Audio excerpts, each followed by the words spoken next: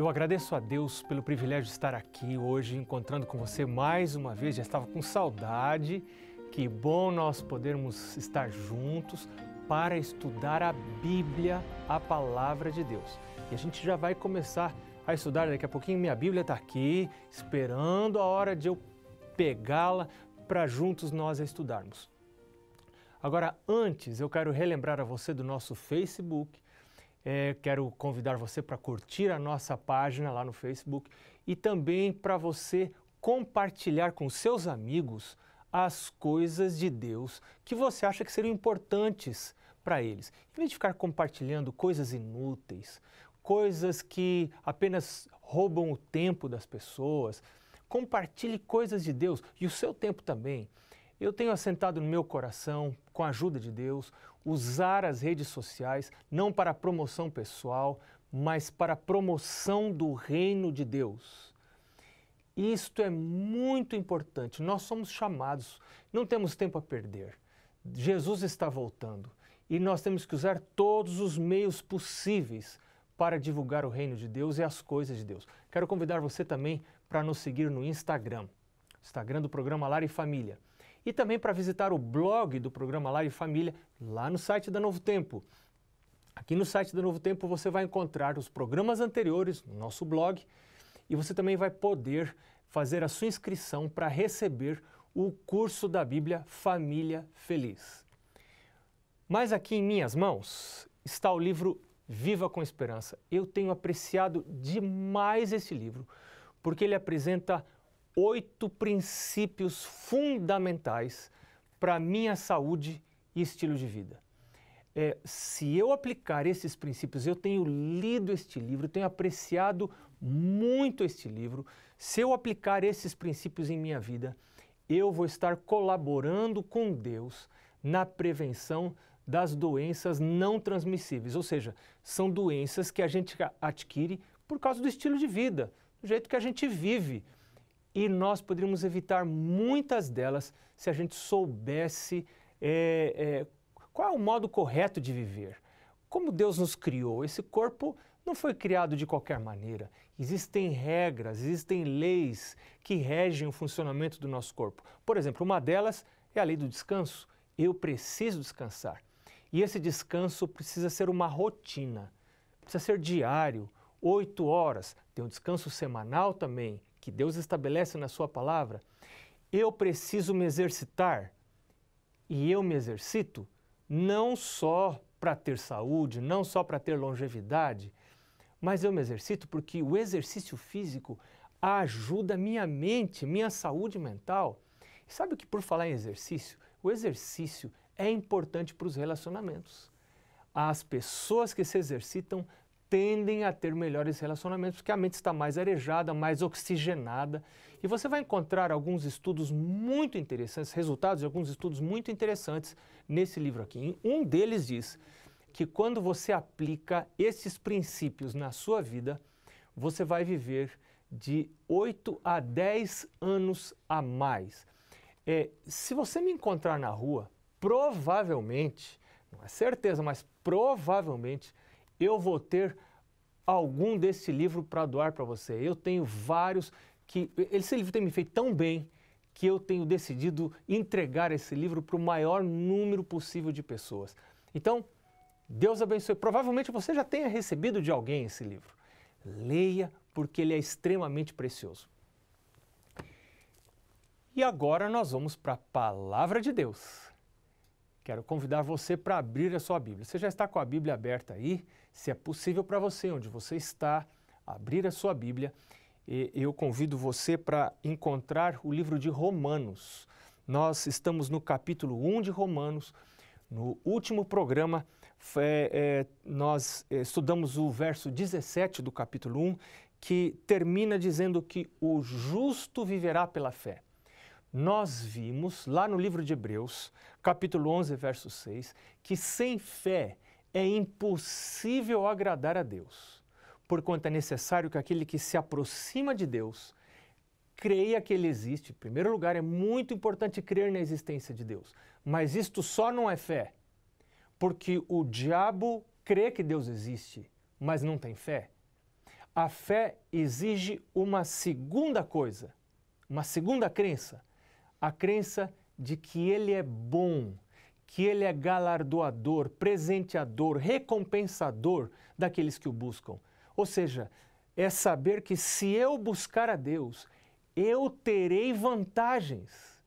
Se eu andar nos caminhos de Deus, eu terei vantagens. Será vantajoso para a minha vida, será bom para mim, para a minha saúde, para o meu corpo, para a minha família, para os meus filhos.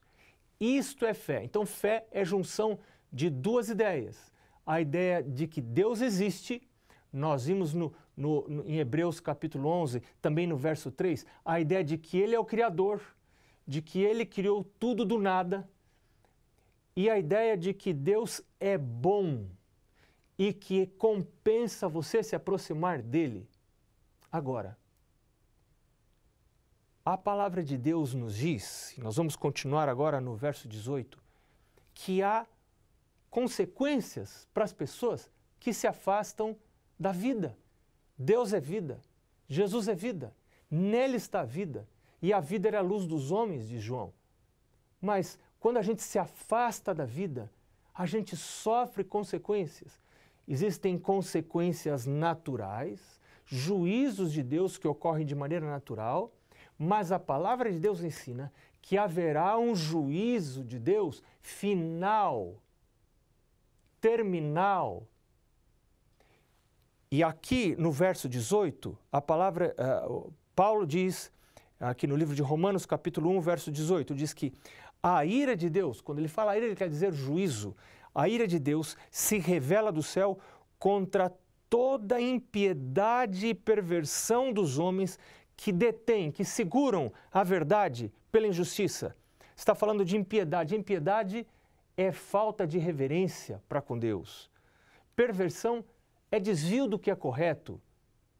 Então, a Bíblia está dizendo que a ira, ou seja, a justiça de Deus, o juízo de Deus, se revela contra toda impiedade e perversão dos homens que seguram, que detêm a verdade pela injustiça. E aí alguém pode perguntar, mas e quem não conhece a Deus?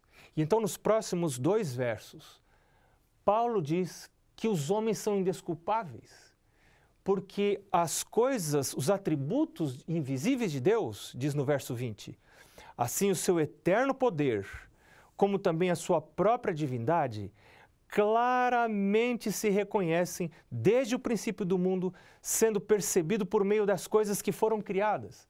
Se você para examinar a natureza, para olhar um pôr do sol, para olhar um céu estrelado, para olhar nos olhos de um animal, de um cachorro, de um animal de estimação. Você tem cachorro? Eu já disse para você em alguns programas anteriores que nós ganhamos um cachorro, é um boxer, todo branco.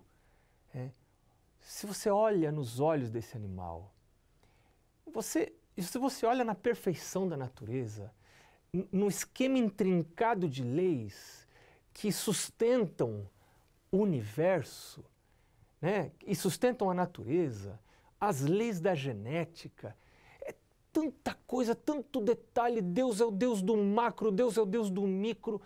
Você não pode se furtar de enxergar uma mão soberana, poderosa, criando estas coisas e mantendo estas coisas. Por isso Paulo diz, estes homens são indesculpáveis, porque ao contemplar a natureza, eu devo enxergar a Deus na natureza. E agora no verso 21, ele diz, porquanto, tendo conhecimento de Deus, estes homens não o glorificaram como Deus, nem lhe deram graças. Antes, se tornaram nulos em seus próprios raciocínios, obscurecendo-lhes o coração insensato. Eu abandono a Deus e o meu coração se torna insensato. Os meus raciocínios se tornam nulos, porque eu não tenho critérios que guiem a minha mente, que sirvam de barreira para a minha mente. E uma mente sem barreiras, ela se espalha para todos os lados, como água que não tem contenção, até para onde não deve. E é isso que acontece com uma mente sem barreira. E o coração se obscurece. E diz a palavra de Deus no verso 22 agora que, inculcando-se por sábios, achando-se sábios, tornam-se loucos. E o resultado disso, no verso 23, diz que é a idolatria. Eles mudam a glória de Deus, incorruptível, em semelhança da imagem de homem incorruptível, bem como de aves, quadrúpedes e répteis. E agora, nós entramos num ponto muito interessante. Um ponto muito interessante desse estudo do primeiro capítulo de Romanos, onde nós estamos. Nós vamos ver 3 consequências da negação de Deus. Por que as pessoas negam a Deus? Você já parou para se perguntar? Se existem tantas evidências da criação, existem evidências. Alguns encontram evidências para a evolução, mas para aqueles que são intelectualmente honestos, estudiosos, que pesquisam, que não seguem atrás, que não são ovelhas de rebanho, que pensam, estas pessoas vão encontrar evidências para a criação, evidências para uma mente organizadora que organizou as coisas, que criou, que colocou cada coisa no seu lugar. Não é possível a gente crer que as coisas apareceram do nada, da maneira como são e da maneira como estão. Agora, a grande pergunta é, se existem tantas evidências para a criação, tantas evidências de um Deus amoroso, eu vejo numa fruta uma evidência do amor de Deus. Como que Deus preserva o suco de uma laranja de maneira tão maravilhosa? Os homens não descobriram um jeito de preservar o suco da laranja, um jeito tão maravilhoso quanto o que Deus inventou, aquela casca, vários dias está ali preservado o suco, desde que você não abra. Agora, você quer saber por que mesmo tendo evidências de Deus e da sua criação, os homens negam a Deus? Logo depois do intervalo, a gente volta para continuar conversando sobre isso.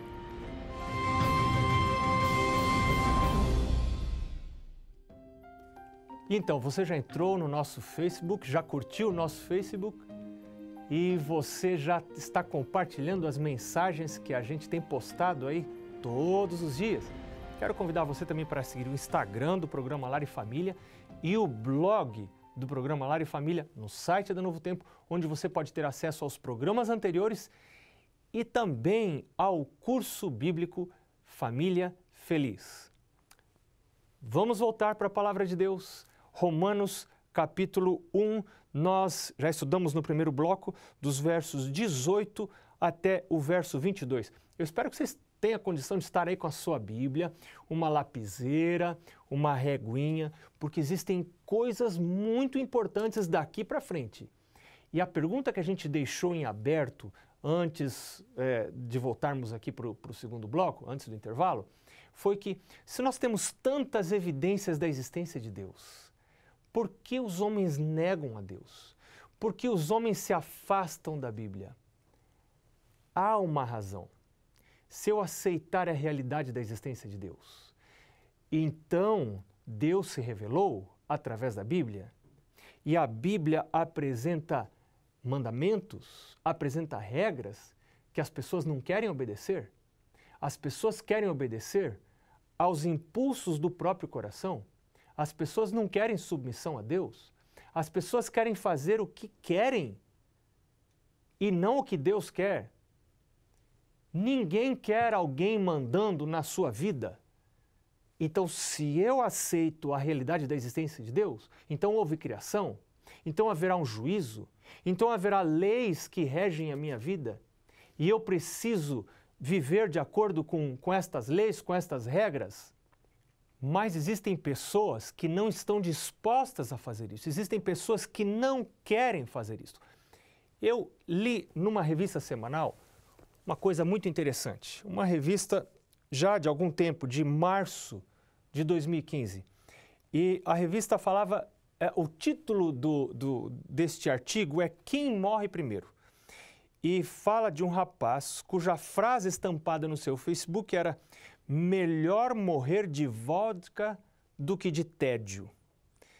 Este estudante era Humberto Moura Fonseca, de 23 anos, aluno do 4º ano de Engenharia Elétrica da Universidade Estadual Paulista Júlio de Mesquita Filho, e ele se reuniu com um grupo de universitários numa festa que eles chamam de Inter-Reps, porque reúne estudantes de repúblicas, vários universitários, e nesta festa eles participam de uma, segundo o artigo aqui da revista Veja, de 11 de março de 2015, eles participam de uma estúpida competição entre estudantes, olha só, cujo objetivo era beber mais em menos tempo.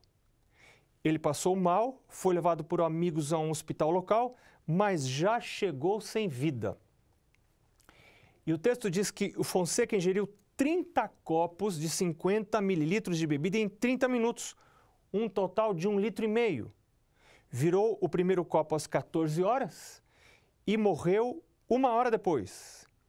Outros 6 participantes, segundo o artigo, também passaram mal, foram levados ao hospital.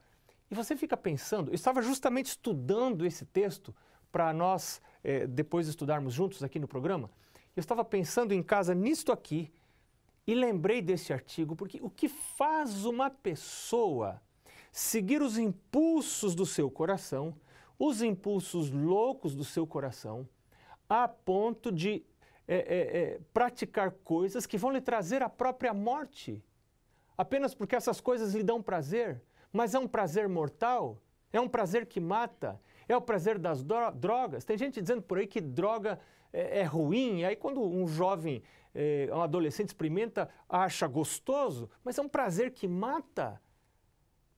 E você vai encontrar aqui no texto de Romanos, capítulo 1, você vai encontrar 3 versos em que Paulo usa a seguinte frase: Deus os entregou. Deus os entregou. Ou seja, chega um momento que Deus me deixa. Deus me entrega as minhas escolhas. Mas há salvação, porque lembra que nós estudamos que o Evangelho é o poder de Deus para a salvação. Então, se eu estou conversando hoje com alguém que já se sente entregue às paixões do seu coração, da sua própria vida, eu quero dizer para você que o Evangelho, e o Evangelho é a Bíblia, o Evangelho são boas novas, são boas notícias. Estas boas notícias estão em toda a Bíblia. Essas boas notícias são o poder de Deus para a salvação de todo aquele que crê. Pode ser que eu estou conversando com alguém que está envolvido em vícios sexuais, uma pessoa que já não consegue controlar sua sexualidade, e isso está acabando com o seu casamento, acabando com o seu cônjuge também, com a vida do seu cônjuge. E Deus está chamando você agora, você não está aqui por acaso.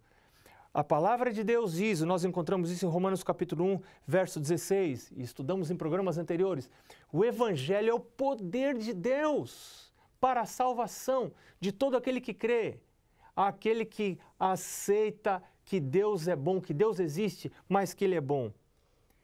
Como eu estava dizendo para você agora há pouco, você vai encontrar 3 momentos aqui no capítulo 1, em que Paulo diz, Deus os entregou. O primeiro deles está no verso 24. Olha aí na sua Bíblia. Se você está com a Bíblia aí agora, olha aí. Verso 24 diz assim: Por isso, Deus entregou tais homens à imundícia, pelas concupiscências do seu próprio coração, para desonrarem o seu corpo entre si. Segura isso aí, nós vamos voltar para esse texto. O segundo texto em que Paulo diz que Deus os entregou está a 2 versos à frente, no verso 26, que diz assim: Por causa disto, os entregou Deus a paixões infames, porque até as mulheres mudaram o modo natural de suas relações íntimas. Está falando de relação sexual. Nós vamos voltar a isso daqui a pouco. Por outro, contrário à natureza, a gente vai voltar a esse assunto de relações sexuais de mulheres e de homens também, relações sexuais contrárias à natureza. Espera aí. O terceiro texto em que Paulo diz que Deus os entregou, ou seja, que Deus deixou às pessoas a sua própria mente, porque elas fizeram esta escolha. Ele está no verso 28.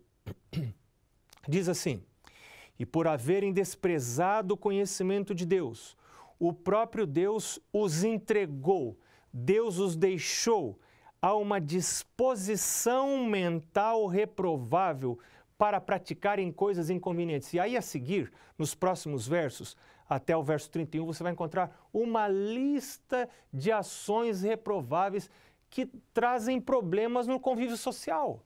Existem pessoas que têm problemas sérios no seu convívio social porque a sua mente não está balizada pela palavra de Deus. Então elas agridem, se deixam agredir, abusam, algumas se deixam abusar, porque a mente não está balizada pela palavra de Deus. Então agora nós vamos estudar neste programa e nos próximos programas, nós vamos estudar texto por texto desses três, em que Paulo diz, inspirado por Deus, que chega um momento quando a pessoa se desvia de Deus, ela abandona Deus, ela não aceita a Bíblia como critério para a sua vida, ela não aceita a Bíblia como baliza, como barreira para proteger a sua mente. Então chega um momento que Deus diz: meu filho, o que mais eu posso fazer com você?